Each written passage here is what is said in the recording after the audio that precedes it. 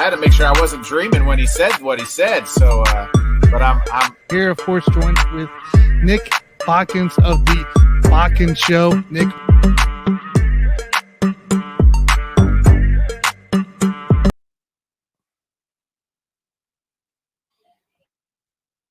Well, that's always fun when it skips on the intro. Tell you that right now. What's up, everybody? My name is Tanner Dawson of Let's Talk Sports, Whiskey Sports Podcast, and the Sports Buffoons. Here to talk some Monday night, I guess, recap of the weekend of what's going down. There's lots of sports going on. Baseball just finished. I am actually watching not the Monday Night Football game. I'm watching KU in Omaha for basketball because that started. So we got a lot to talk about here today. Of course, joined with me is Nick Bodkins of the Bodkins Show. What's going on, Nick? What's up, my man? It is another Monday night. Yeah, I mean, it's crazy. It's like every sport is going on right about now. College basketball is like opening night, I guess, kind of.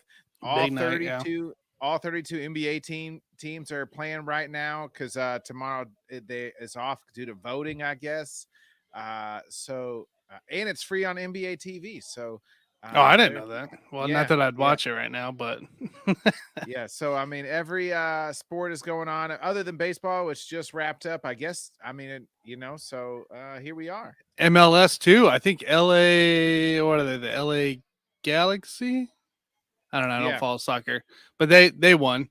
So they wrapped up this weekend as well. I was at a bar when they ended up winning. So there's that too concluding. But now, like I said, one door closes, another door opens here going into play. So it's exciting for it all, big time. Actually, right off the bat here, Jay says, man, Andy Dalton is terrible. Well, Nick called this one. I said Andy Dalton 0-12 in his last NFL primetime games. Well, last time I checked, Monday night's about as primetime as it gets, Tanner. Oh, man. Look, such great. It's like Kirk Cousins and him. I don't understand it. I don't understand why they just can't get it going when the lights shine. I don't know either. And it's Andy's especially, because that's when he throws he usually takes good care of the ball, makes smart decisions, but on primetime, it just seems to go out the window. It just leaves his body or something. So we'll have Gamecast on here. It's at halftime right now, 14-3 Ravens. We'll bring up the Gamecast as soon as that starts up again. In the meantime, guys, let's bring it on here. We're going to have Jim Biringer, of course, and Jonathan Grishman on today. Jonathan will join us whenever he gets ready and join us. So I'll hop in. But let's bring in Jim Biringer, everybody. Jim, what's going on? What's up, boys? How we doing? Hey. Jim? We were off last week as a Halloween duty going into play. So obviously I feel like we got a lot to catch up on going into play in this area. So I guess let's start with the best part, right? Giants, no game this past weekend, but they did lose the previous weekend, unfortunately. I mean, Nick kind of called it. They really don't play well in Seattle. I mean, yeah, that's true. Losing to the Seahawks now, that's not that's not dismissive because that's a first place team running their division. So let's, even though they lost to Seattle, it was two teams that are still on the rise. I mean, the Giants are right there in the thick of things to make the playoffs. Yeah, I would agree with that. I mean, they're right there. Obviously, losing Xavier McKinney to injury, not football related. Yeah, the ATV down in Cabo.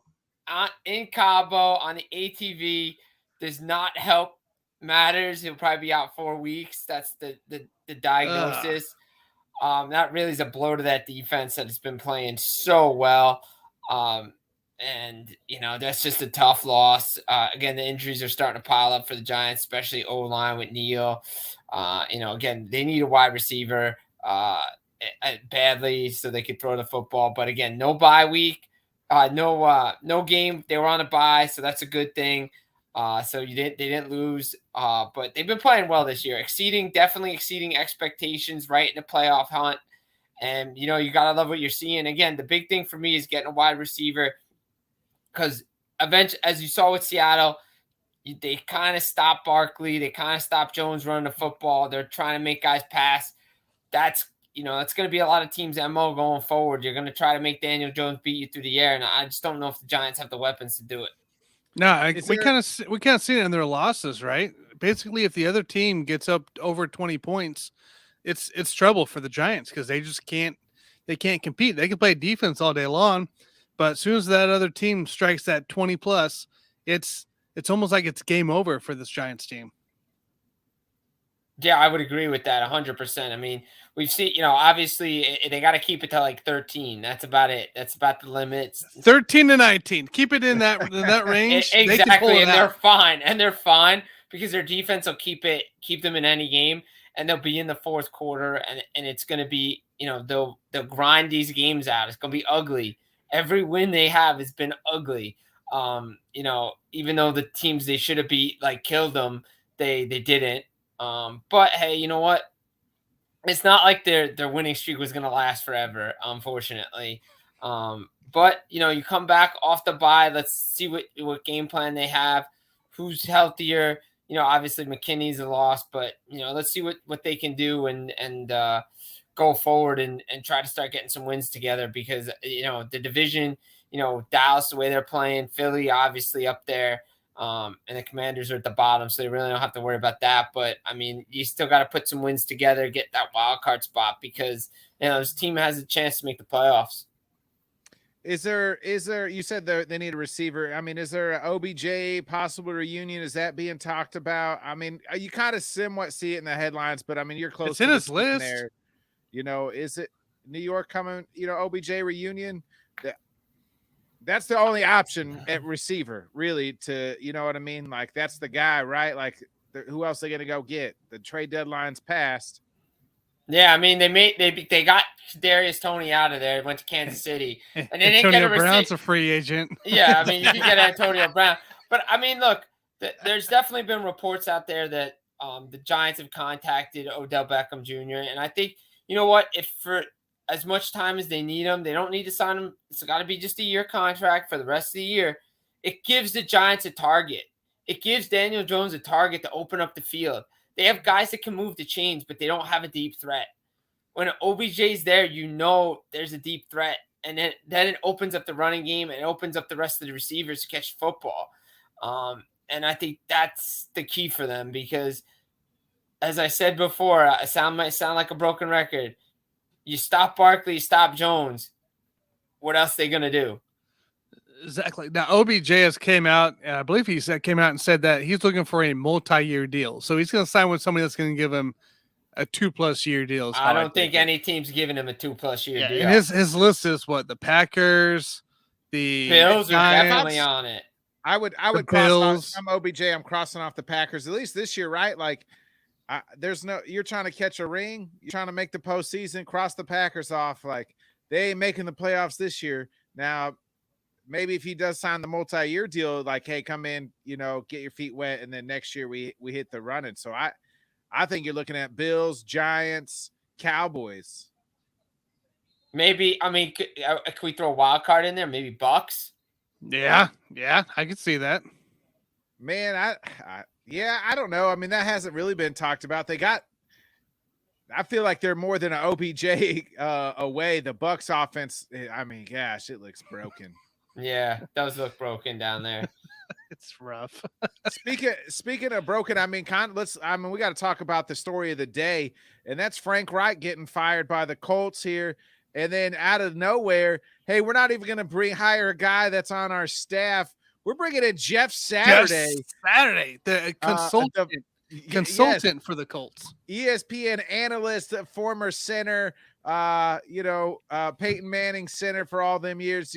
You always look at the clip. Jeff, why don't you just shut up and block? Well, now it's going to be Jeff, just shut up and coach.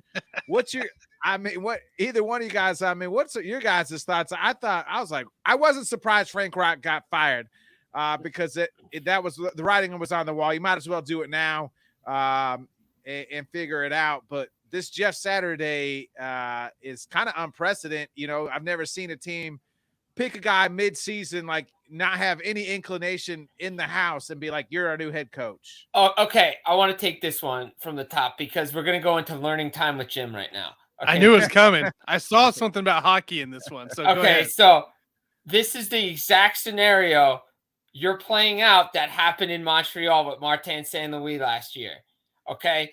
He didn't have any experience coaching in the National Hockey League at the AHL, ECHL level. He only coached his son's team, youth hockey in Connecticut. But what has he done? He's made the Canadians fun again. He's brought a different aspect to coaching. He's letting guys be themselves. Now, hockey's a different sport than football. I get it. It's much tougher. It's week to week. I get it. But guys like Caulfield, guys like Nick Suzuki, Kirby Doc, they're Slavkovsky, they're all being able to play their game, and they're just having fun again because what is it? It's just a game. It's supposed to be fun. Yeah, you're going to win, lose, whatever. I like the hire, to be honest. It's a different perspective. It's a former player. He knows the organization. Maybe he sees something different than somebody else does. Maybe he's going to bring some more fun back to the game for these players. It's just something different, and I like the move because it's outside the normal realm of guys that have just coached football all their lives. It is different. I mean, it's worked out for Mike Vrabel. You know what I mean? Like, Vrabel wasn't a play caller. He was a former football coach. And you look at Tennessee. I feel a little bit better about the hire, Tanner, after Jim Irsay's press conference. He said, I wanted somebody that doesn't give a F about analytics. Like, I think Frank got too much into the analytics. And, that's why they were going for it too much on fourth down. And Jim wants a football guy. And, if there's a guy that's a football guy, give it to the guy who's, 18 plus years. I worry about who's calling plays because they don't have a play caller, and we're, tomorrow's Tuesday. So, and they play on Sunday. I love this move. I really do. I like out of the norm. This is a full out Jim Irsay kind of style move too, going into play. I'm surprised Pat didn't get the job going into play. Right. Somebody said who's going to be their coach, and I tweeted out the gif of Pat McAfee. I said the only man that can save the Colts now. Right? Seriously. At this point, like, why not? If it's not going to be him, Jeff Saturday is a great hell. They could have gone to Peyton Manning for all we know.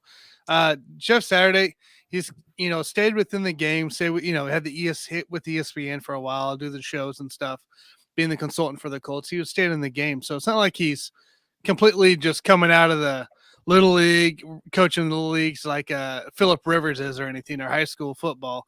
This guy Jeff's ever coached, though. I mean, he's correct. Correct. I mean, coached, but you still got to be connected to the game. Now that he's connected to the game, like the fact that he's stuck with it for so long and still in that mentality, it's perfect. It's like a Mike Vrabel style player. It's a Detroit's head coach, Dan Campbell style. Yeah. Like, hey, let's go out. Let's get some energy. Let's get some energy to this guy. So why not give out a legend of Indianapolis right now going into play? And also it helps with the fan base because the fan base loves Jeff Saturday. So now they're not going to be as, calling for the pitchforks and the fire and burn everybody the stake as, throughout the season now that Frank's gone, going into play. And it's another move that we've seen throughout the NFL. Mike Vrabel, Dan Campbell, John Lynch for 49ers GM. That came out of nowhere. It's a lot of this stuff we're getting the former players involved, and I love seeing it because these are the guys that have essentially developed the game. I like it that it's it's weird because it's mid-season, but I like it due to the fact it's already a lost season, right? So what's the worst that can happen here by hiring Jeff Saturday? Like, they just going to keep losing, right? Like, if that's the case, like, you know what? Hey, they lost. They already have a lost season. It's not like they hired in the off season and then you hire him and you realize, hey, this wasn't the right fit, So now he gets a chance at an 8-game audition here going forward to see if he's the guy for next year. Yeah, I totally agree with that. I love it. Bringing in mid-season. Why not? I mean, give some energy to this team. I mean, you want these guys playing for their coach. I mean, you see we've talked about it with the Giants all the time. You guys want to play for Dable. I mean, guys are going to want to play for Saturday. They want to go out there, play hard. You know, you got to wonder what those meetings are going to be like. But you know what? Hey, it's outside the box. Sometimes the best moves are outside the box. Why I always got to stay with guys that have done it, you know, coached at this level, coached at that level. Like I said before, sometimes maybe the outside the box move is the right move. Now we'll see if he turns it in from an interim basis to a full-time thing. We'll see what happens there. But, you know, I wouldn't be surprised if the Colts start to play a little bit better now that Jeff Saturday's there. So what would you rate success on for Jeff Saturday, Jim? Like, obviously wins aren't the factor into this play. I think it's, for me, a success is locker room buy-in, energy, and showing some fight, showing some competitiveness, like you're seeing in the Jets, the Giants, the Lions. You know, even guys coming out and, you know, talking, I guess, for their head coach essentially in Dallas right now too, surprisingly, for McCarthy going into Green Bay this week. So what's your view of success for Jeff Saturday going into the rest of the half of the season? I think improvements on the field. Teams got to play better. The wins and losses, don't worry about wins and losses. They'll come. You know, most likely more losses, as Nick said. This season's already lost, so you know, might as well. You know what? They got nothing to play for, so go play loosey goosey. Go have fun. But improvements on the field.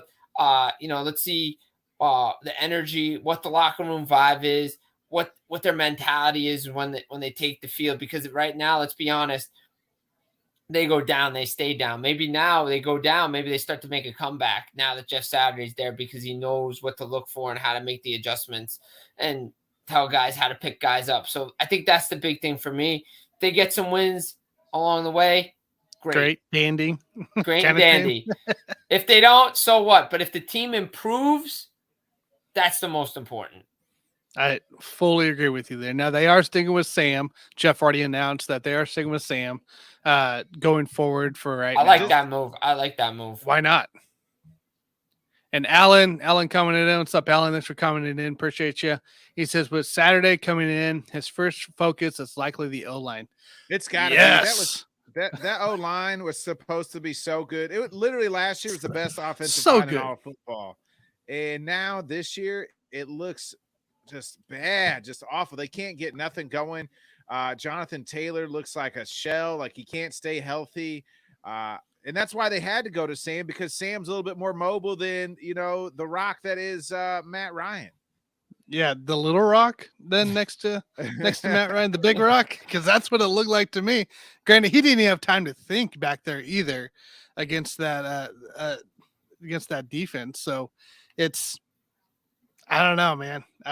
O-line has to be priority. Yeah, absolutely. 100% has to be priority. They got to get that fixed, and Jeff Saturday is a perfect guy to do it. Let's see. You know, I agree. I think stay with Ellinger. You know what? Why not? Right? The season's lost anyway. Let's see what the young guys can do, and let's see what talent they have that they drafted, and see maybe they could make the improvements that are necessary. Yeah, and I don't know if with Andy Dalton's contract, or not Andy Dalton, but Matt Ryan's contract on that trade, if it was like incentive based, like if he plays certain percentage of snaps, like the draft moves forward or not. But it kind of weird talking, you know, they're saying with Sam, it seems like Carolina is also sticking with Do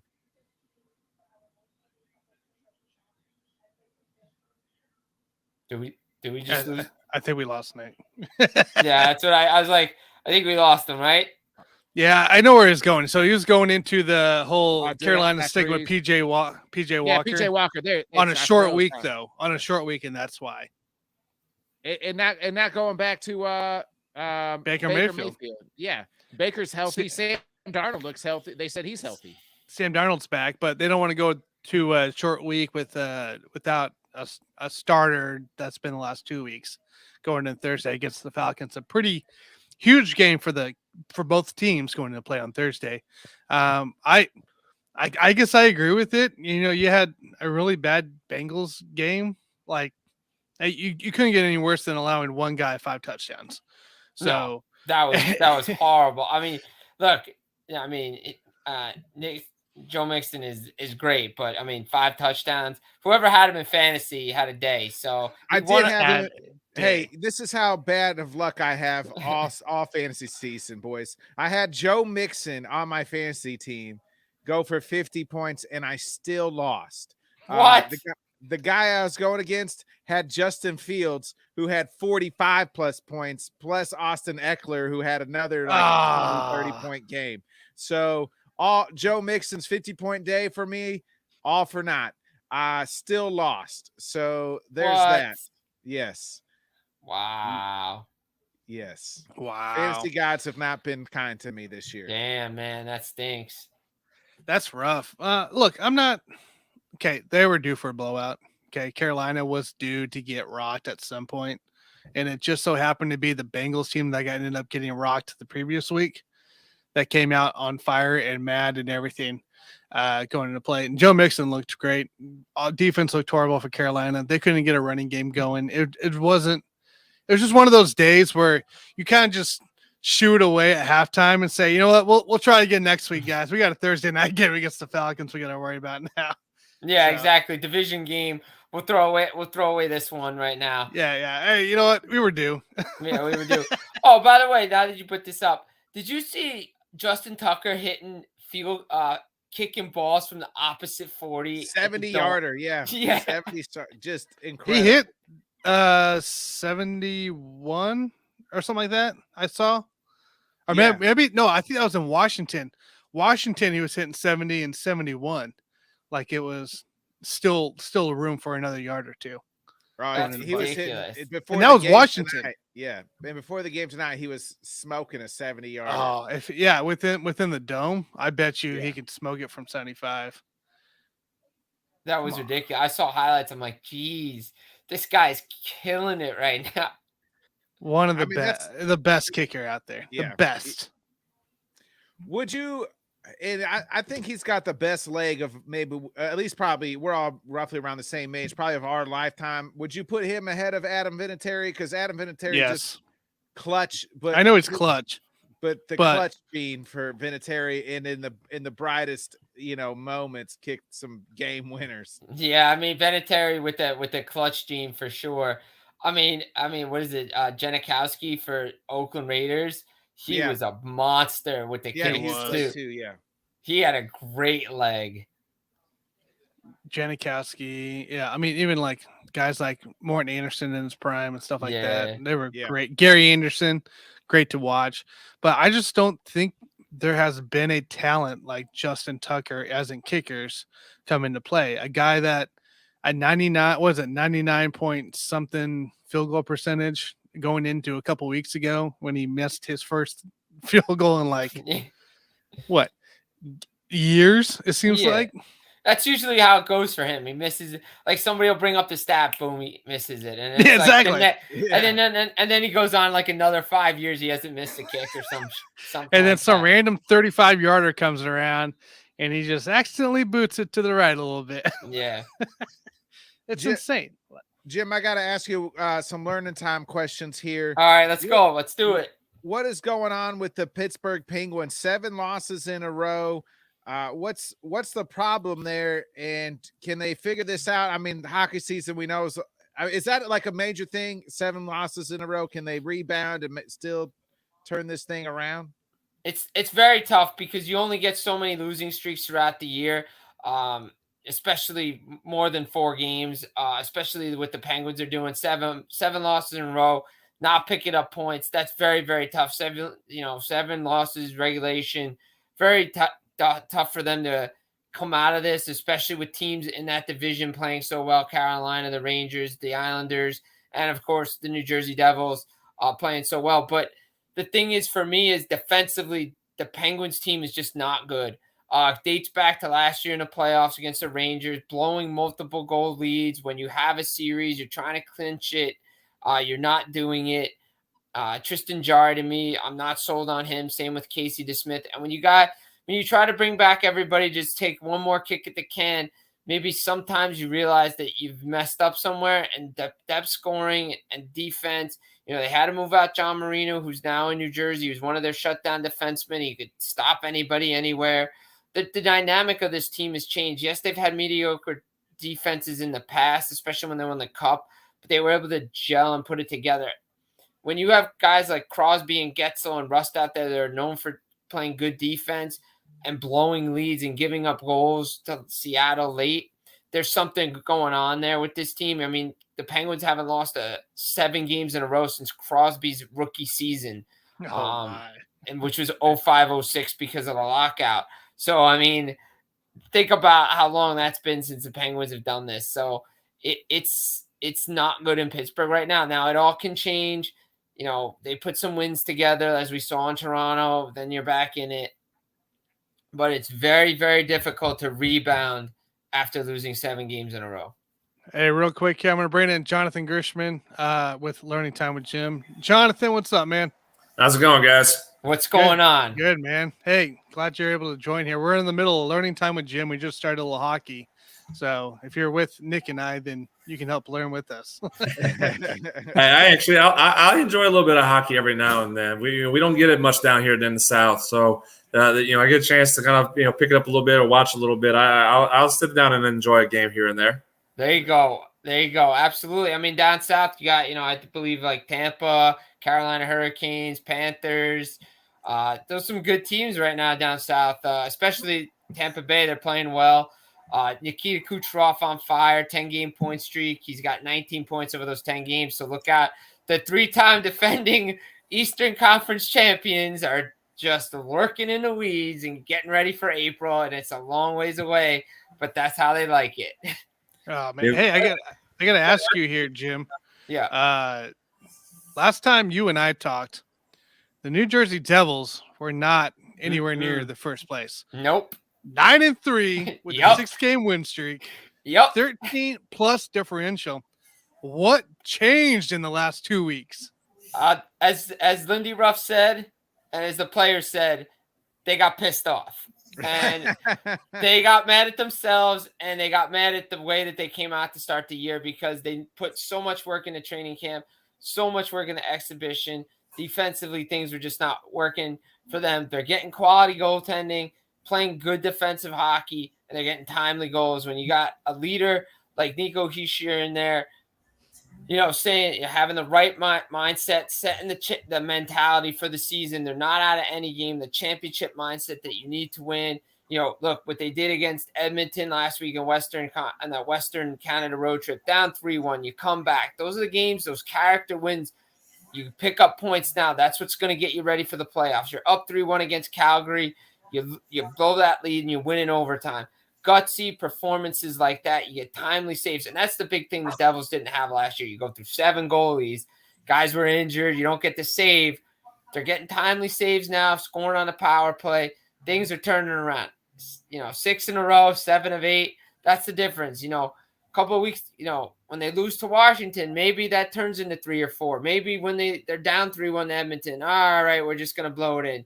Oh, when Calgary takes the lead. No, they're fighting for every minute. They're playing 60 minutes, sometimes a little bit longer, but they never give up. They have the energy. They're rallying around the coach, the mindset, the locker room vibe, and they're just starting to turn it around, and it's fun. Jim, I got to ask about Ovi here. It set the record for most goals with one team. What's that like for like a historical aspect, like as far as like hockey people, like where is he as far as like even like legends ranked? Because that's a pretty significant record. Yeah, it is. I mean, not too many guys do it. I mean, Gretzky, and then when you're in conversation with Gordie Howe, Wayne Gretzky, that's pretty good company to keep. I mean, 2 legends of the game, especially the great one. I mean, and then the power play goals as well with Gordie Howe, and he's getting close to Wayne on that. I mean, Ovechkin's just a scoring machine, and just what he's been doing, just setting records, just scoring goals. To me, as much as I'm a Wayne Gretzky guy, Alex Ovechkin is the best pure goal scorer I've ever seen play the game. He can shoot the puck from anywhere, and the puck will go in. Like I've seen him take one-timers from the top of the blue line, and somehow the puck goes in. This guy is unreal what he does, and it's a shame like Washington struggled this year, but all eyes are really just on him and see if he can pass Wayne Gretzky his goals record, which is not going to come this year. It's going to be down the road. But you know what? The fact that Wayne's on board with it, it's unbelievable to see. I mean, I don't think I've seen anybody score goals like this. It's ridiculous. So, That's insane. are you saying he's the greatest hockey player all time, or just the greatest goal scorer? The greatest goal scorer, pure goal scorer I've ever seen play the game. And that's saying something for the history of the game, because the game has evolved so much, and the sticks and the equipment that they use and everything like that. But the fact of the matter is like what he's done, like the 50 goal seasons and the Rocket Richards for most goals in a season, like what he's done. And everybody knows that one timer on the power play is coming. They still can't stop it. Still can't.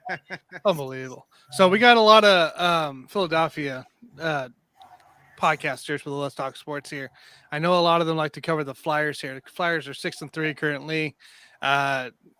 Just got another win last night or the other day going to play, but they're sitting even on differential at 28-28. Is this Flyers team, they got a chance to make a move here, or are we looking at this team maybe being buyers during the trade deadline to be able to get some help?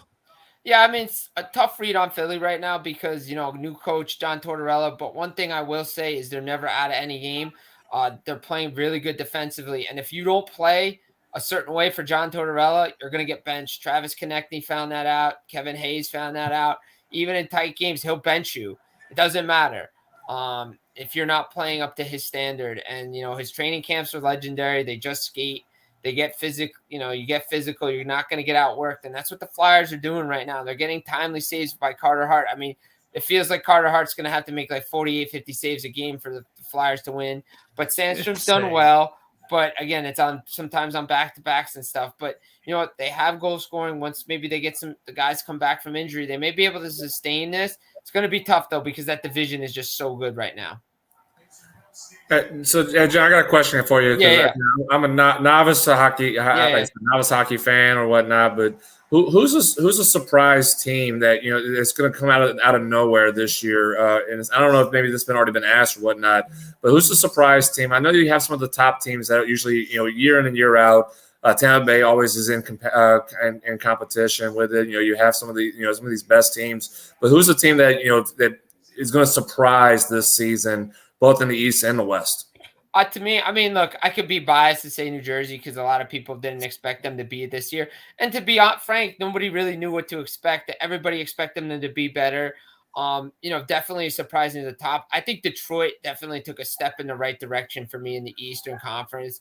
Definitely a surprise. The fact that, they're second in the Atlantic right now, goal differential +2. I mean, I think they're really good. The additions of Ville Husso, Ben Sherrod on the back end, Andrew Kopp, they're definitely a better team. I mean, like I could list a bunch of teams like the Bostons. Did anybody really expect Boston to be where they are right now with the injuries at the beginning of the year to Marchand, McAvoy, and Grzelcyk?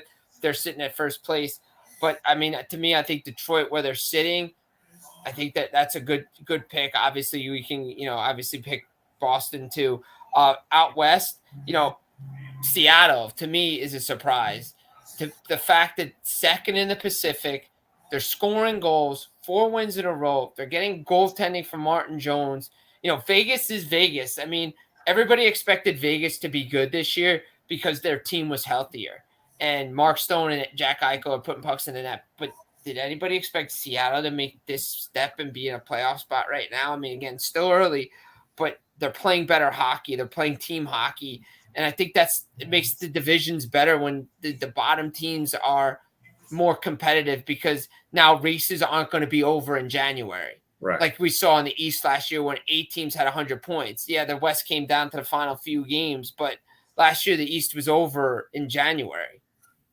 Yeah, that was going to be my next question is could you see Seattle doing what Vegas did in their expansion year? I know this is year 2 for Seattle, but, I mean, Vegas has been competitive from the very beginning of their organization. Could you see Seattle doing the same thing this year in year 2?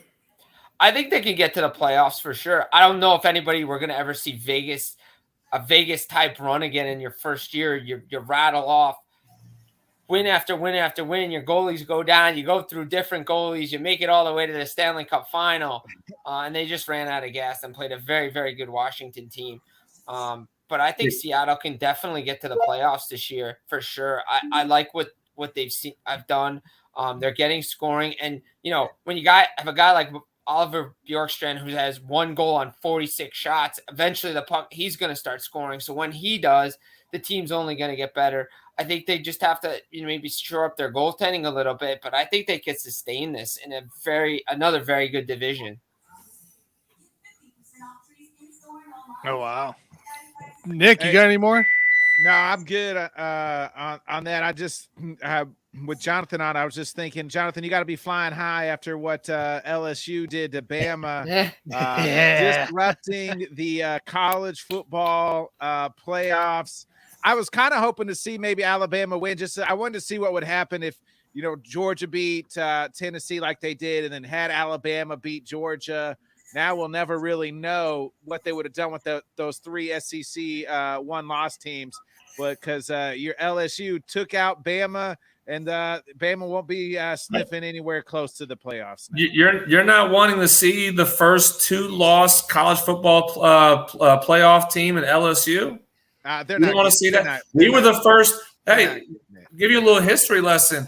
We were the first 2-loss team to compete in a BCS title during the BCS computer years, and we won that one.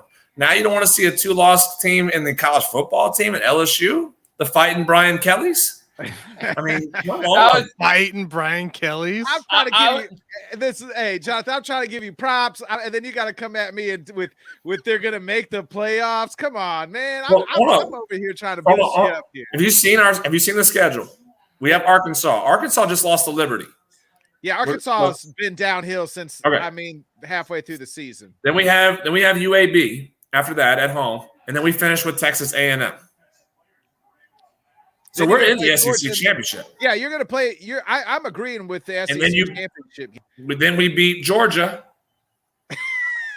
Yeah, and then we're in the college football playoff. Okay. I mean, you know what? Okay. It's considering what is at stake. I mean, they're going to really put a 1-loss Tennessee team against over a 2-loss SEC champion and a 1-loss Georgia team who's a national champion. If that scenario plays out, they're still going to get 2 teams in if LSU does what Jonathan says they do, which I'm not sure they do against a good Georgia team, but it'll be once we get to the SEC title game, it's going to be a fun game. Gutsy call by Brian Kelly in overtime. Hey, the decision, loved it. Big old nuts on Brian Kelly in overtime. I loved it, man. I loved it. Hey, I'll speak realistic here. Do I honestly, if I'm speaking from my heart, are we going to beat Georgia? Yes. If I'm speaking as a analyst right now with you guys, we don't have the depth. Now, again, I said this. I could have said this about against Alabama. We don't have the depth. We still only have 68 scholarship players right now. I mean, that's it. We only have 68 scholarship players where everybody else is 85 to 90. We're still really shorthanded. We don't have the depth. And the fact that we're doing what we're doing right now is remarkable to the coaching staff, remarkable to Brian Kelly and the staff right there of what they've been able to accomplish this season. Do we have the depth defensively to compete with Georgia? I don't know. Do we have the depth of offense to compete with that defense? That I don't. You almost have to be perfect for the LSU team. I don't know if you have to be perfect. That's a talented LSU team. They showed it this past weekend. Is Alabama what we're used to seeing Alabama be? No, that is not the same Alabama team we've seen the last 2-3 years or whatnot. That's not the same. Last decade. That's not the same Alabama team. That's not the same Alabama team that LSU beat in 2019 with the Joe Burrow team either. So, I mean, again, I'm being realistic that Alabama has a step down this year than what we've seen, in past years. But with 68 scholarship players, as talented as you have to be to do what you did to Alabama, and you outplayed Alabama. I mean, that LSU outplayed them. But Alabama's just talented. And again, referees of the SEC, I'll leave it at that as well. They're going to give it as much as they can. But you have to be really talented to outplay Alabama like they did with only 68 scholarship players. So could they go and shock the world and beat Georgia? Yeah, I think they can. Will they? Realistically, no. I don't think they're this year not there yet because of the depth. Talent-wise across paper to paper, I think it can match up with Georgia. But in a 60-minute ball game with the lack of depth that we have, it's going to be very tough. Alan out here. Alan out here says if it's anything like his Notre Dame years, LSU will blow a game somewhere. Look, I will say there was something different about that game that on Saturday night. Brian Kelly got his first win against Nick Saban. That was huge. Because again, I'm gonna quote what Marcus Spears did in 2019 on ESPN. When you go to LSU, they give you they give you a roster. Hey, I've got a 5-star wide receiver. Cool. I got a 5-star running back. Cool. Never had that before at Notre Dame. Hey, I got offensive linemen that are 5 stars. Awesome. I mean, again, you got athletes after athletes after athletes, which Notre Dame, you have limited athletes because of what your academic requirements are at Notre Dame. LSU, if you spell your name correctly, you get a scholarship. I mean, you gotta have that 5-star, Jonathan. You gotta have that 5-star first, and then spell your name. Spell your name, and you got the 5 stars. They can spell 5-star before they spell their name, so that's still good with it. I mean, again, that's the truth of it. I love LSU. I got family members that went to LSU, but I mean, at the same time, it is what it is. LSU is not the Harvard of the South, so I mean, we're talking about what it is. If you can go and spell your name on the SAT, you get a scholarship. So it is what it is. But I mean, the talent level that Brian Kelly has at LSU is nowhere near what he had at Notre Dame. So when you go and say hat on hat, my talent is just as equal as your talent, Alabama, let's go play ball. And it showed. It showed. That's a game where he did lose at Notre Dame against Alabama because he didn't have the talent level that he has right now on a young LSU team. Imagine 2 more years of recruiting where he gets this group of he's getting these 5-star kids that are lining up right now to come to LSU, and it's something that again he didn't have at Notre Dame. So the talent level is just going to keep getting better and better and better. He won't lose those games anymore because the talent's just what it is. I got a question for you, Jonathan. What's up? After the start of the year for LSU, everybody watched that game against Florida State where it didn't look good. How impressed are you by the turnaround in this LSU team, especially with Brian Kelly, considering the start? So I'll answer that in 2 ways. I was one of the few that did not panic about the Florida State game because I'm a coach too. I'm a coach. I'm not at that level that Brian Kelly coaches at, but I understand what he was trying to do the first week. He had to know what he had. I mean, you don't know your players. You're still trying to figure out what you're doing. You still have to figure out how this team's going to play. So, yeah, did it look ugly to the national media losing to Florida State and your LSU, which Florida State was supposed to be a down team and you're supposed to be LSU? We were picked to win 5 games. I mean, we were picked to win 5 games. So nobody picked us to beat Florida State. And because when we lost by 1 point, by a blocked extra point, okay, it looks bad. But watching what he was trying to do, he was trying to figure out, what do I have? What is my team? Who's my quarterback? What is he? What is he going to do? When we kind of things figured out, he's a coach. He's a CEO coach that you have to build around first. Now he's got his foot wet with his group. Now you're seeing what he's been able to do. And so I didn't panic when we lost to Florida State. Does that take away how impressive he's doing right now? Absolutely not. It's very impressive because, again, you have 60 scholarship players versus everybody else who has 90 scholarship players on their roster, and you're doing this in a year that you were picked to win 5 games, finish 5th in the SEC West, be one of the worst teams in the SEC, period, and you're winning the SEC West. You're first place in the SEC West, 2 SEC wins away from representing the SEC West in the SEC Championship game. By all means, he is a great coach. And I feel like the national media, even the local media, and it's a shame the local media treated Brian Kelly the way he did because people don't like him personally. Nobody liked Nick Saban, but he still gets the credit of what he is as a great coach. Your job is not to be liked. And I deal with this myself. My job's not to be liked as a coach. My players like me. But anybody outside of my program, my job's not to make them like me. Brian Kelly, his teams he coaches, they love him. People outside his program absolutely hate him. His job's not to be liked. His job is to go win ball games. And he's the second winningest coach in the NCAA actively right now behind Nick Saban. That man wins. He absolutely wins. Yeah, definitely. No, very impressed with what this team has done. I go back. For me, I think the season for LSU, they rallied around, obviously, that after that first lost to FSU. But to me, I think what impressed me the most was that Mississippi State game early. Obviously the national attention on that ESPN game, that Saturday night game, down early, not looking great, able to turn it around in Death Valley. That really, I believe, kickstarted their season to be where they are today, 2 wins away from being in the SEC title game. Oh, absolutely. I agree with that. And again, you had a chance of getting blown out by Mississippi State, and you turn it around, you were able to compete. And again, that's what you're doing. You got to compete. And these boys are competing. And that's why I hate what the national media has absolutely said that, I remember Stephen A. Smith saying, well, the players don't like him. They don't like playing for him. Go watch the games again. Yeah. That's what they're doing. If they didn't like him, they wouldn't have came back against Mississippi State. If they didn't like him, they wouldn't have beat Auburn at Jordan-Hare. They didn't like him, they wouldn't have beat Florida at the Swamp. He's the only LSU coach to beat Auburn and Florida on the road. That's never happened before in LSU history. So he's done something again. Now here's the reason why it's skewed a little bit, because it used to be when the hurricane that hit.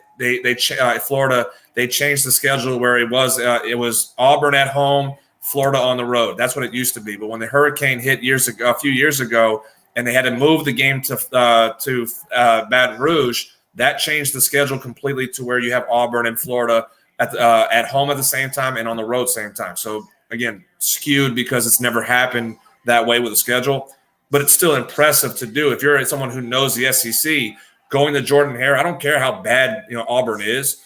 That's still a tough place to play football. I don't care how bad Florida is. The Swamp is a tough place to play football. And for, again, a team that's rebuilding like LSU's supposed to be, and you're doing what you're doing, yes, that's absolutely impressive. And the players love Brian Kelly because he's a CEO coach. He is a coach that LSU has been needing. They haven't had with Les Miles. They didn't have with Ed Orgeron. The last time we had a CEO type coach won us a national title in 2003. That was Nick Saban. Fair enough. It wasn't the whole reason that everybody was saying the players hate BK and everything like that didn't like after that Florida State game, one of the elite star wide receivers or whatever you want to call them, ended up coming out all mad, saying I'm entering the transfer portal, and then he pulled everything back. He kind of took it all back. What it was that situation, right? Yeah, it was so Keyshawn Butte, who you're talking about, he's our number one receiver. Who's been he's been up and down because he was hurt last year. He was one of the best receivers 2 years ago, his freshman year. Sophomore year was hurt, and he's got a new coach, new system. He's trying to figure out right now. So yeah, and new quarterback. So he hadn't had a lot of time getting used to, and everybody and. That was blown apart. That was blown up because of that's what social media is now. It's what social media does, where you speculate, and speculation becomes rumors and becomes reporting. And then the national media ran with that as far as saying, well, say he's losing control of his team after week 1 because the star receiver is not happy. But that wasn't the case. It was just a matter of, hey, let's sit down and let's talk, which Brian Kelly, again, CEO, Brian Kelly, pulls Keyshawn to his office, says, hey, let's talk it out now. Let's be man-to-man. Let's talk it out. I mean, what's the problem?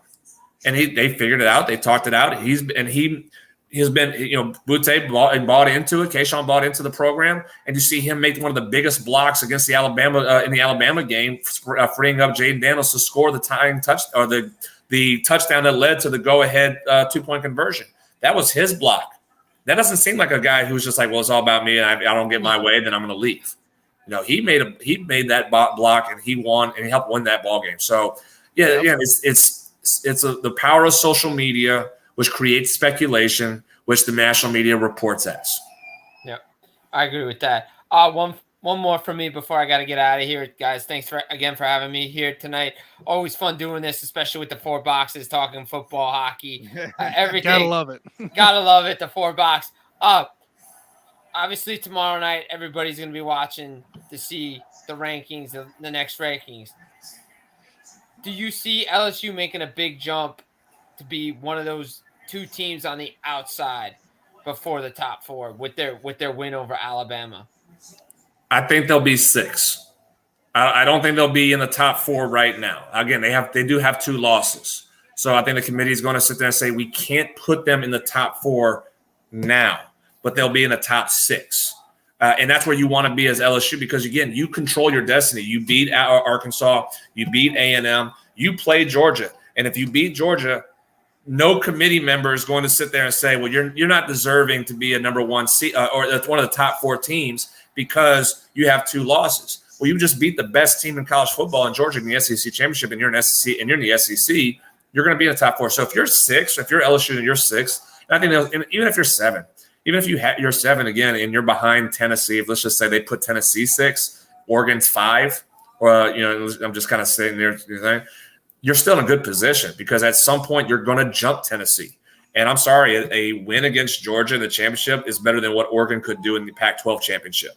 So you're going to jump them. You're going to be a top 4 team at some point if you run the table and beat Georgia. But I think as far as for tomorrow, there'll be a 6 or 7 seed, which I think that's fair, just because there are 2 losses. People's got them at 7 right now. At 7, and they're they're the only. Them and Alabama, the only 2 lost teams that's in the top 10. Yeah, I think that's right. I think that's right. I think being a 7 seed is about right where they should be. Like I said, 6 or 7. I don't think they'll be higher than that. I'll be very stunned because again, it's an Alabama who has 2 losses now. So if they were an undefeated Alabama team and LSU beat them, different conversation we're having. They're probably jumping into the top 4. But because they already have 1 loss, they're now at 2 losses. The team that beat them just got their butt handed to them as well. I don't see them jumping into the top 4 right now. So if they're 6 or 7 in the college football playoff rankings, that's right where they need to be. And if I'm LSU, I'm absolutely perfectly fine with that because, again, all you got to do is win 3 SEC games, and you're heading to the college football playoffs. Yeah. All right, Jim, we'll let you get out of here, man. Thanks, guys. Thanks for having me, Jonathan. Great talking with you guys. You as well, man. Thanks, Jim. Appreciate you. Take it easy. Bye, guys. See you, man. So, I mean, Georgia, they do got a chance of logistically looking at it. I don't think they're going to beat Georgia. I'm kind of with you on that. Hey, Georgia took that number 3 ranking personally. On Saturday. I mean, we all sat here and we kind of talked about it on the Saturday morning shows. Like, me and Tanner both had Georgia money line, but we would take Tennessee to cover. It was an 8.5, 9-point swing. 8.5. Hey, Vegas knew what the disrespect. Oh, they baited y'all on that, huh? Yeah. Baited us big time. It was about as bad as when DraftKings baited me on doing Herbert on Monday Night Football to throw a touchdown when he was 19 games in a row of throwing a touchdown. And I was like, I'll throw my free bet on there of 25. Well, guess what he didn't do? He didn't throw a touchdown. That's why it's versus Vegas. Denver. Georgia took it personally and put it on Tennessee and said, y'all must have forgot. Hey, the Roy Jones Jr. line, y'all must have forgot is what Georgia said. I think Georgia could easily run the table. You look at 2 and 3, at least in the AP poll, and they'll be right there. Ohio State, Michigan, they got to play each other at the end of the year. Winner, that's the Big Ten East, I think.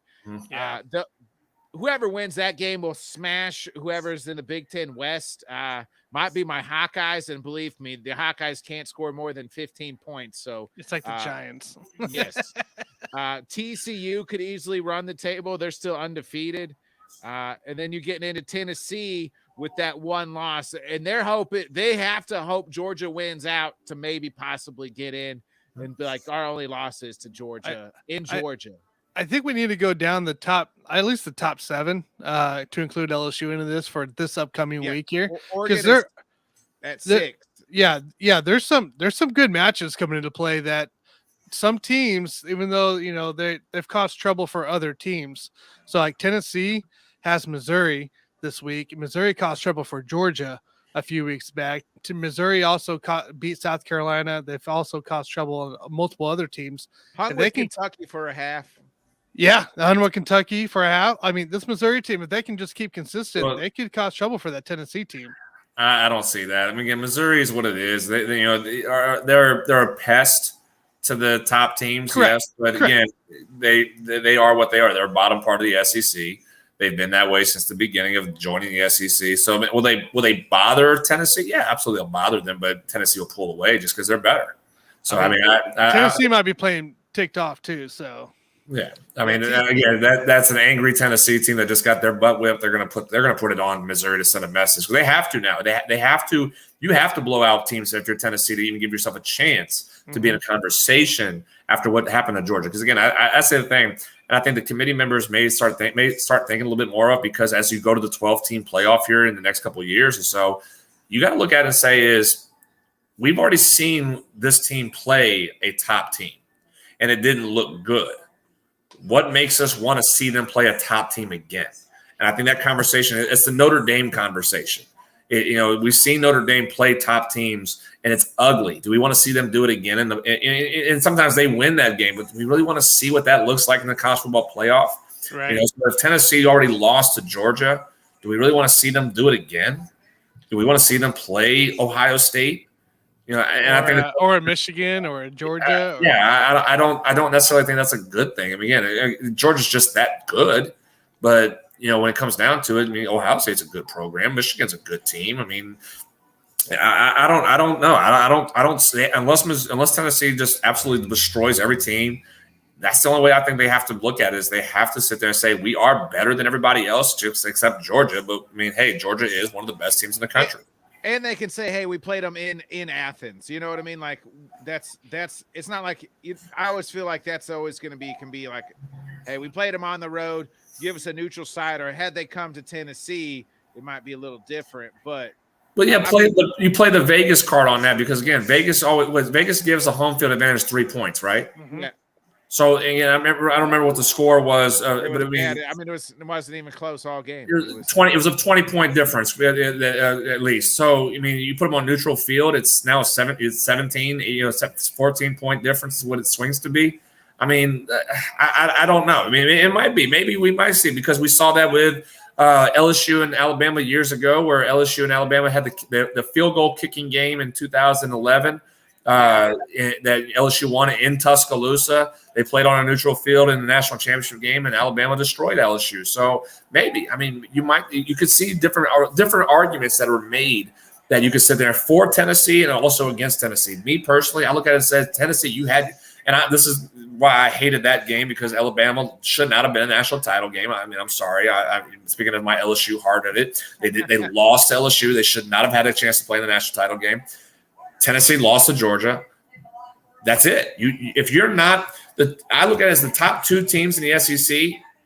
If they're one of the 2 top teams in the country, they deserve a chance to get in the college football playoff. Not the 3rd place team, not the 4th place team. Those 2 teams should be the ones that get in the conversation, not Tennessee. So if Tennessee doesn't make it to the SEC championship game, they should be eliminated. That's it. Their conversation for the college football playoff should be done. Yeah, I'm fair with that. Hey, let's hit the comments real quick before we forget. Alan out here says Georgia, Ohio State, TCU, USC is his Final Four. He thinks Lincoln Riley will find a way to win the Pac-12 and get them in. Nobody from the Pac-12 is getting in, Alan. Hate to break it to you. He has this as I believe top 10, top 8. Georgia, Ohio State, Michigan, TCU, Tennessee, Oregon, LSU, USC, UCLA, Utah. Big Ten West is Illinois, and I really want to see the committee rank Utah, because that could be beneficial for the Pac-12. I could see Oregon ahead of Tennessee. Correct. I think that's more because it's what you see now. What have you done now? Oregon has played hot. They are a hot football team, and they're winning ball games, and they're winning big. So I mean that loss to early in the season to Georgia again, to Georgia, another team. I mean, it is what it is. But they're playing good football now. Tennessee just got their butt handed to them this week. So I could see that flip-flop and have Oregon ahead at 5 and Tennessee be 6 in front of LSU right now, just because, again, the 2 losses that LSU has is what it is. And then one of those losses was to Tennessee. To Tennessee earlier this season. Yep. Yeah, you look at TCU because they're kind of right there. One of those teams that could get in. They got Texas at Texas, and who just beat up on the Wildcats at K-State this weekend too. Like a K-State team that was very hot, second, right there, right below TCU, lost to TCU in overtime, crushed Oklahoma State last week, came into Texas and just couldn't get things going this week against that Texas team. And Texas is one of those teams too that's another very inconsistent Big 12 team. Yeah. Very inconsistent Big 12 team. That's the story of that's the story of the Big 12. That is the Big 12, though. It's inconsistent again. TCU looks like a powerhouse team one week, and then they struggle against Texas Tech this Saturday at times. I mean, you have Texas looks great one week, and then they fall down the next. Oklahoma looks great one week and then falls down. That's the whole Big 12, what they become right now in the irrelevancy. So that's hurting TCU. I'll be shocked if TCU's third. I think they'll probably be fourth just because, again, they're undefeated. They'll be number four. I think it's going to be Georgia 1, Ohio State 2, Michigan 3, TCU 4. I agree with that. And again, in TCU is just because the Big 12 is not good right now. And they're not good. And the saving grace is what I'm saying is for TCU and even like Tennessee or Oregon or maybe even LSU, as Ohio State and Michigan are going to play each other, and then that'll kick the loser out probably. But then, so let me ask you this, Jonathan. I mean, let's just say you got LSU there with 2 losses. Michigan has 1 loss. I think Ohio State can beat Michigan. Ohio State wins the Big Ten. So where are you at here? So we have, let's just say Georgia runs the tape. Even if LSU wins, LSU beats Georgia, so does LSU at 2 losses, Georgia 1 loss? And then how do you fill out the rest? Yeah, well, if LSU beats Georgia, they're in the national title. They're in the college football playoff. I mean, you cannot keep out a SEC champion. And then you have Georgia, which has been the best team, and they've been undefeated all year, and they lose in the SEC championship. We've kind of seen this before. We've kind of seen what this looks like before, where you have, again, as I said, 2007. This occurred in 2007 with LSU, where they were the 2-loss team that got into the BCS championship game. So if you have LSU that beats Georgia, you're not taking them out of it. You're going to move them up. So let's just say if TCU, man, I mean, do you view TCU as impressive undefeated versus a Michigan team that loses to Ohio State? Undefeated's undefeated. I mean, it ain't TCU's fault. But then I'm contradicting myself because I just said Tennessee is a 3rd place SEC team and they shouldn't be in. Michigan loses to Ohio State. They don't play in the Big 12 the Big 10 championship. They're 3rd place team. Why should they be in at that point? So Michigan doesn't get in if they lose because that's what I'm saying. Block schedule early on in the season. LSU competed against a tougher schedule of the. Well, the comparison I'm looking at is not Michigan versus if Michigan loses, is it Michigan or LSU? It's TCU. I'm more looking about TCU. If TCU goes undefeated and Michigan loses to Ohio State, TCU should be in over there. I really think that. Like, if TCU can somehow, I really don't think they do, but if they somehow win out. So do you put? So if LSU runs the table, Georgia. Let's say LSU beats Georgia, title game, right? So yeah, Georgia, LSU. Okay, you got Ohio State. Now your final spots between Tennessee, Michigan, TCU, and undefeated TCU. Let's make. I mean, you have to go with TCU at that point, just because. I think you go TCU. So it'd be what? Ohio State 1 at that. In that scenario, LSU beats Georgia. Ohio State's 1, LSU 2. Nah, Georgia 2, LSU 3. Ooh. I think you still put Georgia at 2 in that place. As much as you don't want them to be 2, I think they go 2. So you have a rematch. That's the thing. You have a rematch LSU Georgia in the semi. Yeah. I don't think they're going to want that. I don't think the College Football Playoff Committee would want to see that again. They would want that in the championship. You would have basically what happened with Alabama Georgia a few years ago in the championship game. But wouldn't 1 and 4 play? If you have Georgia, LSU 3. Yeah, because if you have LSU beat Georgia in the SEC championship game, they're going to be ranked. They're going to be ahead of TCU. They will. I mean, again, I'm sorry. TCU at max is a 4, unless something dramatic happens. I mean, if LSU with 2 losses and TCU's undefeated, Ohio State's undefeated, I would say Ohio State 1, TCU 2, Georgia 3, and LSU 4 at that point in time. How do you put TCU 2 ahead of LSU that beat the number 1 team in the country in Georgia in the SEC championship game? What's better, having 0 losses or 2 losses? Strength of schedule, dude. Strength of schedule. Strength of schedule. That's not TCU's fault. No, well, it they kind of played is decent because they went to the Big 12 instead of the SEC, so it kind of is their fault. They had a choice. I mean, now everybody can join the SEC, Texas and Oklahoma. I mean, Right. apparently They everybody let can. Missouri in for God's sake. So I say why everybody not? apparently can. Texas, Oklahoma, Texas A&M, The only ones in the Big 12. I mean, do you know how many schools have actually in the last half decade have gotten SEC invites? It's just some of them have said no. Miami, Florida State, Clemson have all said no to the SEC for their invites over the last 5 years. So every school does get an invite at some point. TCU, I think, just didn't. They didn't make the list on that one.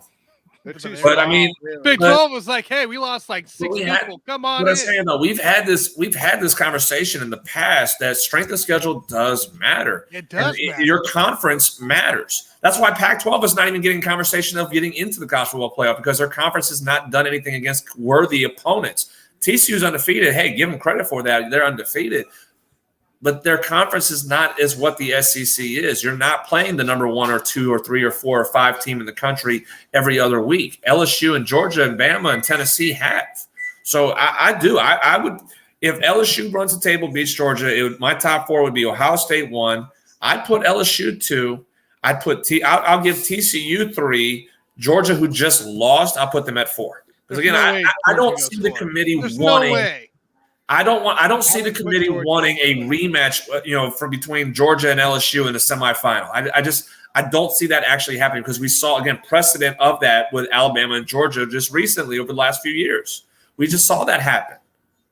The only difference is LSU has 2 losses right now. All right, Alan out here says if Ohio State and TCU win out, they should get in. Oregon wins out, they get in. Mm-hmm. But I feel they may do if LSU beats Georgia, it's either give the spot to Tennessee or Georgia still. So, Alan, are you telling me Ohio State, TCU, Oregon, and then even LSU? if LSU beats Georgia, LSU's not getting in. He's saying LSU's not. Okay. It doesn't. It doesn't going to matter because Georgia's going to put it on LSU. In the I don't know if that's true. Game. Jonathan, let's get into something that you even know better about than college football. The World Series just ended. How did the Astros do this? What's this mean for the Astros? Dusty Baker, I mean, the guy's been managing, I feel like my whole life. He managed my Cubs at one point, managed about everybody at one point or another. Finally gets it done. What's this mean? Is everybody going to forget the cheating aspect? I know I just packed like 3 questions into one, so just kind of break this all down here. Man, I'd say kudos for Dusty Baker. Again, one of the best men there is in professional baseball. I think everybody universally is so happy for Dusty to get this as a manager. He did have one as a player a long time ago, but as a manager, what we've known him to be in his career, this was just the one thing that has been missing him, that's been eluded him, losing his World Series with the Giants as a manager back in 2002. Getting opportunities after opportunities, just knocking on the door. And like I said, I think everybody's just so happy to see Dusty finally get this as a manager because, again, for so much, he's a baseball lifer, and you respect baseball lifers, guys like me who've been in this game, his life, not at the pro level like Dusty's been his entire life. I'm hoping I'm blessed to get that opportunity at some point down the road to be a baseball lifer in professional baseball. But I mean, God bless his heart, because I know that's going to the biggest monkey off his back he finally was able to do as a manager is win that World Series. And in regards to the cheating scandal for the Astros, will people forget it? No, people are not going to forget it because, again, at the end of the day, it's a black cloud over the franchise. And people can sit there and say that, well, there's only 5 players left on that team that were part of the 2017 Astros that won the title because of the cheating scandal. That's fine. But we still remember it. We still remember Spygate with the Patriots, even though for a decade, a lot of those guys who were part of Spygate are no longer there. We still remember it for in the NFL. Still remember Bountygate. We still don't. Yeah. Don't. That's a whole tangent. We can do a whole different show on that. I'll tell you this. Retirement. We ain't got time for that. Hey, believe me, I actually, in a side note on this, I actually did one of my papers in journalism, on my journalism degree. I wrote an entire, basically my senior paper on the Bounty Gate scandal and how wrong the NFL was. So that's a different conversation. We'll go on that. Okay. We'll hit that at a different time. Yeah, but in regards to this, no. I think in time it will go away. I know we're 5 years out past this happening, and we're still having conversations, because as long as Jose Altuve is still playing ball in the Astros, and again, it's gonna cloud Altuve's career. If he gets to the point of ever being a Hall of Famer, will that be an issue of it? I don't know. At that part, it's a different conversation. But it's going to cloud Altuve's career for the rest of it, for as long as he continues to play. At some point, the cloud will dissipate over the franchise, but 5 years isn't enough time, because again, it did affect a lot of careers. And again, it's not just the Astros. We know it was the Yankees too. We know it was the Red Sox too. And if you believe some of these players that are saying, well, it's not just those teams, everybody was doing it. It's one of those things. Are we having a deja vu of the steroid era, where hey, everybody was doing it, so it's fine? Well, at this point right now, no. Everybody's looking at it as it's not fine. So I think the franchise will, at some point, as more time goes by, they'll lose the cloud. But as long as Jose Altuve is part of the Astros, it's going to be remembered. I agree with you. I How just were the don't think Astros there's any way to get out of there. How were they able to get this done in 6 games? They were down 2-1, and then it just kind of it seemed a couple pitching, managerial, changes at the wrong time. And obviously the no and game was that game 5. The Phillies just couldn't hit. How'd they just kind of do this here, make quick work in those last 3 games? I said pitching. Pitching was, outstanding. Again, would you believe me if I said the Astros will win the World Series and the best pitcher on the team was not during the series was not Justin Verlander, he was actually the worst starting pitcher they had pitch. Which, yeah, if you told me that before the series started, I wouldn't believe you. And that's probably the next conversation. Is this, how much is this going to continue to affect Justin Verlander's resume, because he's not pitched well in the World Series at any point of his career with the Tigers or the Astros? That's just unbelievable. That he's been best pitcher. It is. It's absolutely. It might be just the fact that the pressure of who you are. And again, I know Clayton deals with this a lot. He's dealt with a lot in his career until they won the World Series in 2020. That, hey, you have to perform in the biggest stage, and that pressure, it wears on you even to the best of them. As not everybody can be Michael Jordan on the big stage like that. Guys just react differently, and they can't find a way to do their job to what their ability is supposed to be.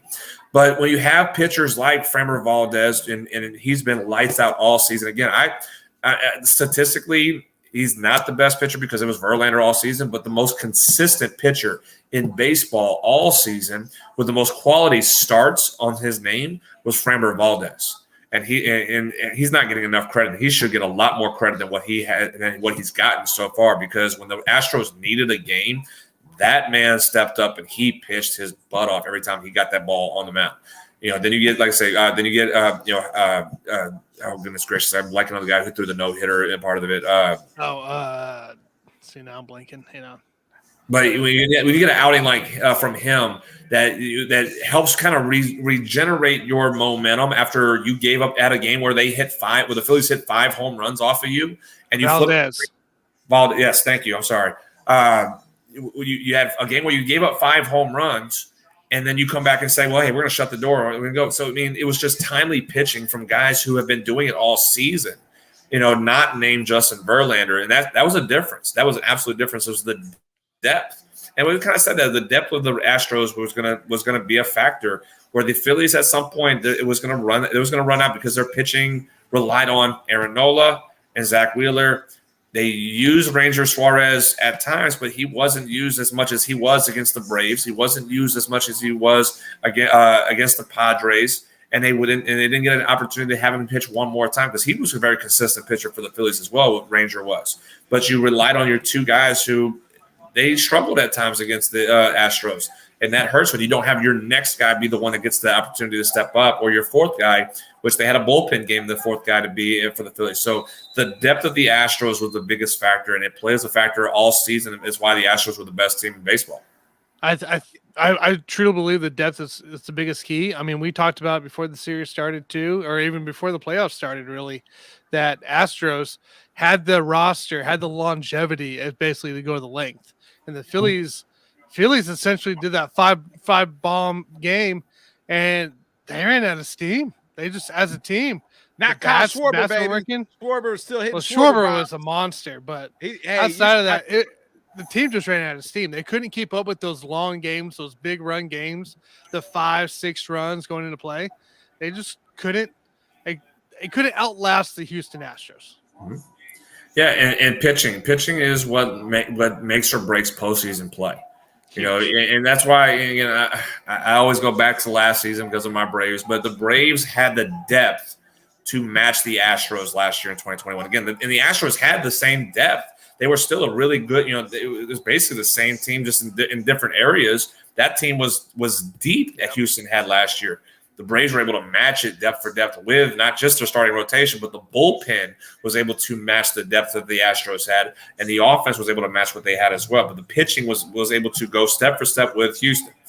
Phillies didn't have the pitching in the long stretch series to go with Houston, and that was the difference maker. Was the starting pitching was you had two other guys on top of Verlander that you can trust to go pitch you a win. Whereas, again, the Phillies had two. They didn't get their third guy enough in there when Ranger Suarez. Yeah, and then outside of the World Series here, Alan was breaking news earlier to us. Anthony Rizzo opts out of his contract. Yankees down another piece, or are they? We'll see. Come back home, Anthony. Come back home. Come back home. We miss you. Nicky, Anthony, we miss you. It's not a surprise. I think they said he was going to opt out, and I do think he'll probably return. Me if the Yankees are smart, they'll sign him because that's a consistent piece in your lineup that you do need.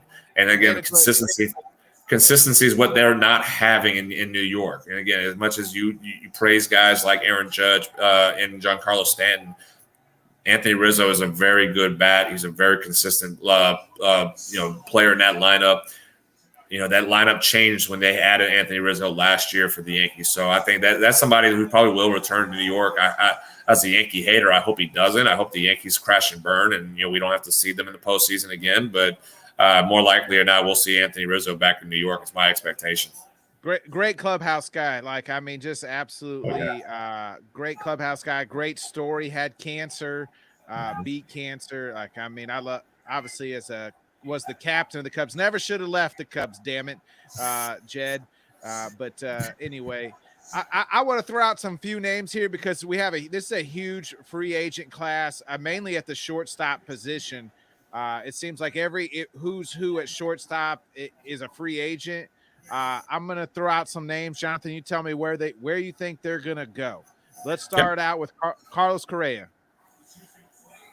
I think he goes back to Minnesota. At least for another 1-year deal. I think he's okay signing 1-year deals right now until the market sets up for what he wants it to be. And he knows that there's other shortstops in this market. So unless a team absolutely shows up and blows him away with the deal, which I don't think there's a team that's going to do that right now.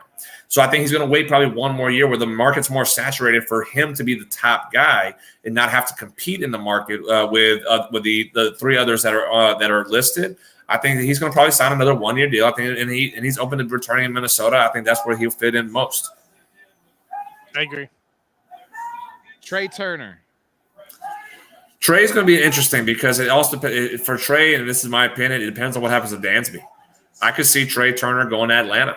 I really if Dansby is not signed by the Braves, I think Trey Turner goes back to Atlanta. Now, I could see Trey potentially going to New York with the Yankees.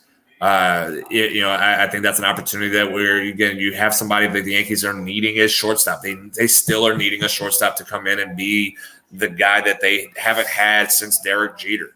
So I could see it just depends on what happens with Dansby first, but is a likely destination. I don't necessarily have an idea where he could be. There's opportunities, like I said, for Atlanta or for the Yankees could be too for Trey Turner in that aspect. What about your boy Dansby? Where does he go? Dansby could be either in Atlanta. He could return to Atlanta. I kind of hope he does. He's a good clubhouse fit for that team. They, and goodness gracious, if you lose 2 clubhouse leaders in back-to-back years in Atlanta, where you look Freddie Freeman this past offseason, and you lose Dansby this offseason, how much different that locker room could be. But the other option that I could see would be L.A. I could probably see him go to the Dodgers and join Freddie out there as well. And I oh my goodness, the Braves fan base would absolutely burn down if that's the case, where 2 of their clubhouse leaders, who they absolutely love, go to the hated Dodgers. That would be, oh my goodness, insanity and chaos in Atlanta. But I think it's going to be Atlanta. I think there's more percentage of him returning to Atlanta than he leaves anywhere else. All right, then the 2 biggest names on the market, Aaron Judge and then DeGrom, obviously probably the 2 biggest names out there in the market. So where do you see them 2 going? I could see Aaron Judge going to San Francisco. He's from Sacramento. He's from the Northern California area. And the Giants need somebody to kind of, get some fire in the fan base and in the franchise. And they haven't had when Buster Posey retired, they've kind of lost that right now a little bit. So I could see him going home to San Francisco, and what a get that would be for the Giants. Now, how much different could that make his offensive numbers on a bigger ballpark in that aspect? So I could see him going to San Francisco. If I had to give you another team, and my heart of the Braves would absolutely hate this, but I could see him in New York with the Mets. I could see the Mets, breaking the bank and offering him. So I could see the Giants or the Mets for Aaron Judge. For Jacob DeGrom, I actually would put the Rangers as one of the teams that are interested most, who have a lot of money and they need a pitcher. They need a starting pitcher that they can sell tickets for. That's what the Rangers are needing. And I'm being from the DFW. I'm living in the DFW area right now. And knowing what the fan base is seeking, they're able to make some moves last year, getting Corey Seager and Marcus Semien in the lineup. They need a starting pitcher that they can absolutely just market and sell to that brand new stadium they still have right now. So I can see Jacob DeGrom going to Texas as an opportunity. And a little dark horse team, and again, not trying to be biased, I can see the Braves.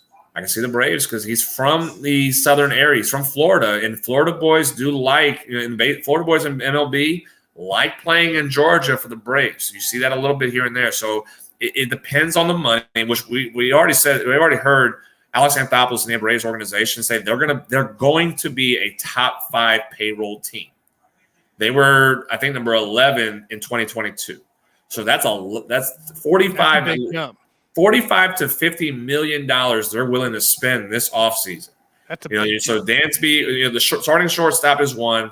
A starting pitcher is the other they're looking to get, and they'll need to get an outfielder and a relief pitcher as well. So, there's some money that's going to be spent in Atlanta, and I can see Jacob DeGrom being one. Do I want to see Jacob DeGrom in there? No, because I think we need a left-handed starting pitcher in Atlanta. I'd love to have Jacob DeGrom be part of that rotation with Max Fried and Spencer Strider and see what he could do. But I think realistically, you need to add a lefty into that rotation because you only have one in Fried. And I think you need another lefty in that rotation for the Braves. Hey, I want to throw out a dark horse for a Judge that we could see a move made for another guy leaving there. It's the Angels. The Angels looking to replace trying to get some tickets sold out there. Aaron Judge, Mike Trout together. Shohei Ohtani leaves, gets either traded or moves out from somewhere else. They said they're not trading Ohtani. Oh, they come out and say that? Yeah, they already did. You mean they're kind of smart and it's like, hey, I'm not going to give up 2 of my best players? Isn't that funny to say that they need somebody to sell tickets when you have Shohei Ohtani? That's the issue, right? You're in LA. First off, LA. I don't see. The problem is they're not the Dodgers. That's the problem. They're not the Dodgers. I'll tell you this. I'd actually, as a dark horse team for Jacob DeGrom, I'd see LA Angels. They need pitching. They absolutely need pitching. They can hit. They can score runs. They've lost games scoring 8 runs when at times. Yeah. when you score 8 runs, you don't lose. You're not supposed to lose those games. They need pitching. So I could see Jacob deGrom being a target of the Angels, along with someone like Carlos Rodon. But I mean, so you bring in Aaron Judge, you scored 10 runs and you lose a game 13-10 because you don't have the pitching. 11-10 because you lose in the ninth. I don't know. I mean, I think they'll sell tickets because they're supposed to have a new owner here pretty soon or whatnot. Yeah, so they'll have somebody who's going to come in and. I just agree. It's a market. It's a team that needs to be better. Essentially, they got to do something different over there because the Dodgers have Mike Trout and Shohei Ohtani. How much more better do you need on the offensive side? Yeah, you spent money on Anthony Rendon, who's done absolutely nothing for you since his breakout year in the World Series with the Nationals. You went and got Albert Pujols, 12, 13 years ago, and he did absolutely really nothing to help elevate your team to a postseason play. Remember C.J. Wilson, the Rangers pitcher, was signed at the same time. They spent big money on him. Yeah. Remember C.J. Wilson. C.J. Wilson was never going to be good in L.A. That man had issues in Texas to sky high. And the only reason why, and this was a backstory that I remember hearing when I at times living here in DFW, the same time when I was in with the Rangers, in minors, was that CJ went to LA because his wife wanted to go to LA, which his wife ended up cheating on him in LA, and that absolutely ruined him. That absolutely ruined CJ. CJ didn't even really want to be in LA. CJ went because he just followed his wife to go to LA. So that was never gonna work out for him and for the Angels. That was Angels thinking they got somebody, but CJ was not that guy for them. So I mean, oh goodness. But they spent a lot of money during that time frame. They spent a lot of money on a lot of guys with the wrong guys. They got to go get. I mean, again, if you want to put tickets, you want to sell tickets and put butts in the seats in Anaheim and the Los Angeles area of Anaheim. Jacob deGrom. You go get Jacob deGrom. I think that's where you go and you go get a pitcher to sell tickets for. Now you think of it like this: we have Jacob deGrom and Shohei Ohtani in the same rotation. Take that. That'll help a little bit, right? It'll help a little bit. You hope. You still got the bullpen you have to worry about, but you can spend $20 million. You can spend $25 million to go get 3 more relief pitchers and hopefully be better than what you have. I mean, that's not an issue. That's what the Braves are going to do. They're going to spend 10, 15 more million dollars on a new closer and 2 more pieces in the bullpen, and they're stacking the bullpen up again like they used to. Yeah, no, I agree with you there. By far. Hey, how about a dark horse team for Trey Turner and deGrom by the Kansas City Royals, guys? Yeah.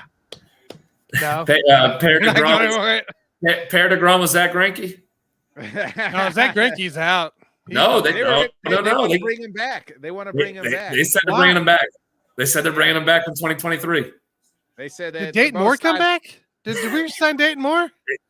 When you and I did the show last week, and you even said, like, hey, Greinke's gone. The next day, they came out and said they're bringing Greinke back. I totally missed this news. What the world? Yeah, both teams, the player and ownership said that they'd like to continue going.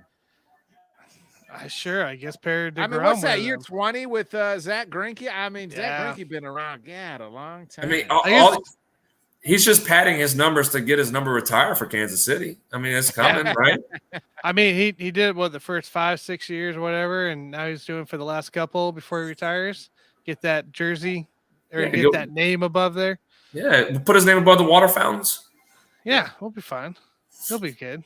Dang it! I didn't want Zach. I like Zach Greinke. I remember that because we had that conversation last. Yeah, we talked about it. And sure enough, not even like a day or two later, I get a notification on Bleacher Report that the front office and ownership for Kansas City Royals was expecting Greinke to return. What? Saw that. Biting my tongue here a little bit. Allegedly, the Cubs are going after one of these star shortstops. I hope. Allegedly. Chicago has to. Allegedly, we're going to get back into spending. Allegedly. What do you think about Bogarts? I'll take anybody at this point in time. I'll take a washing machine down the freaking street. I mean, in all seriousness, the Cubs actually finished the season pretty decently.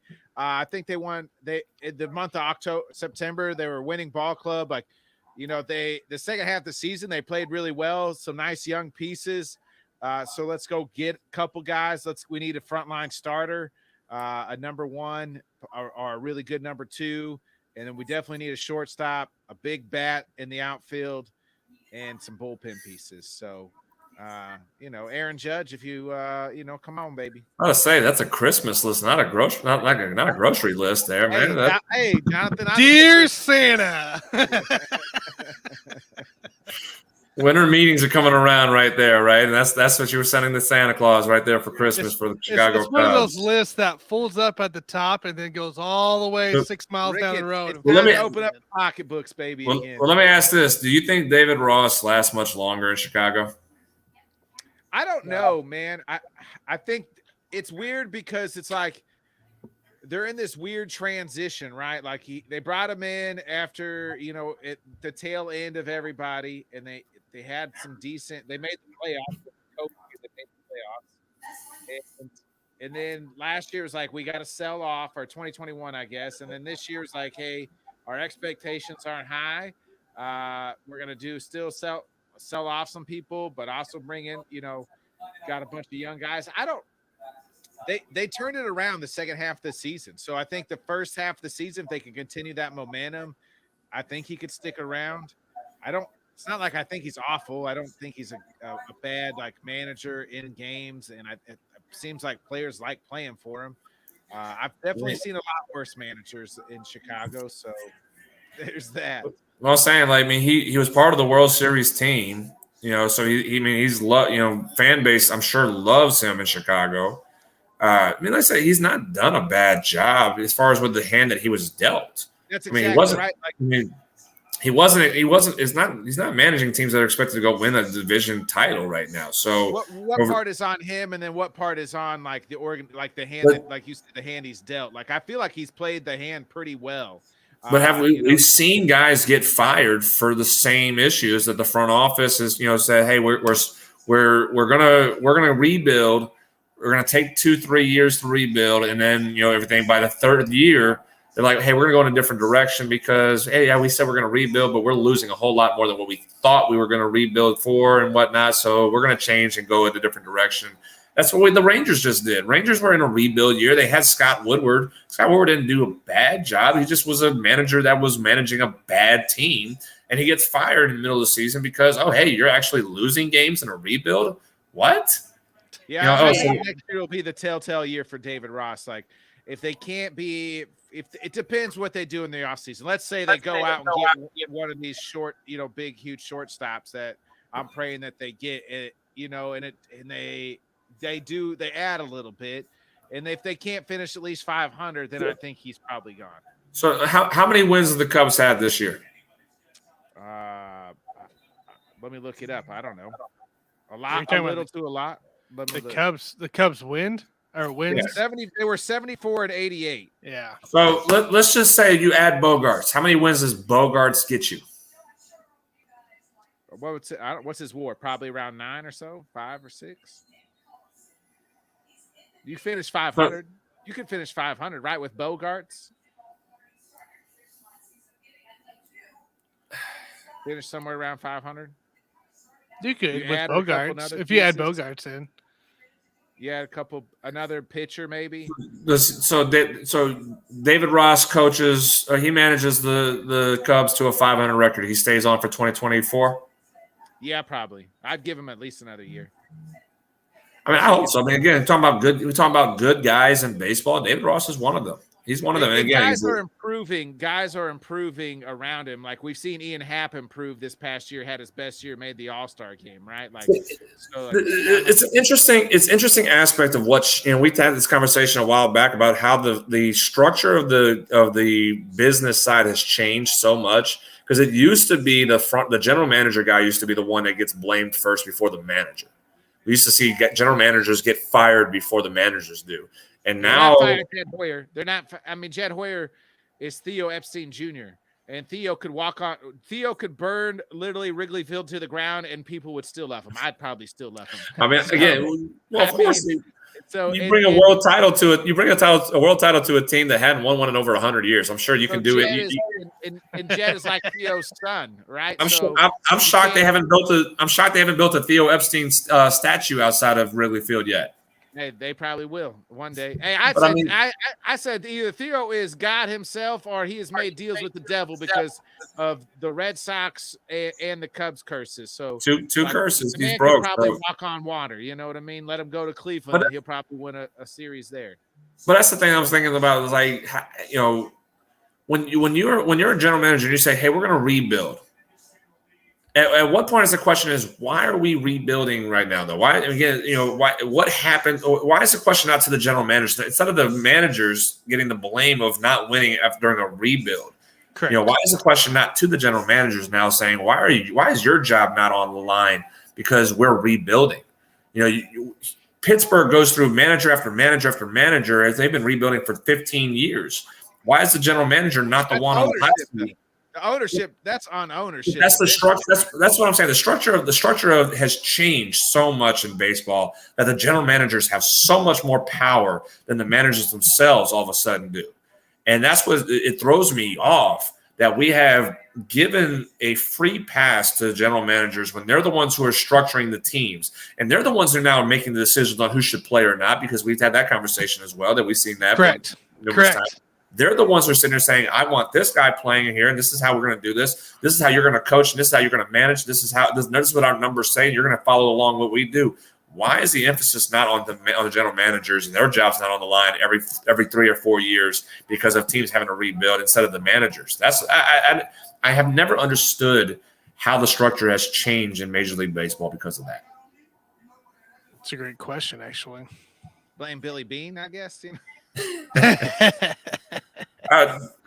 Well, how about John Henry and the Red Sox? They're the ones who followed it after Billy Beane. They were doing it before Beane did, because they knew about Bill James and what his approach and philosophy of the numbers was. They were doing it before Beane.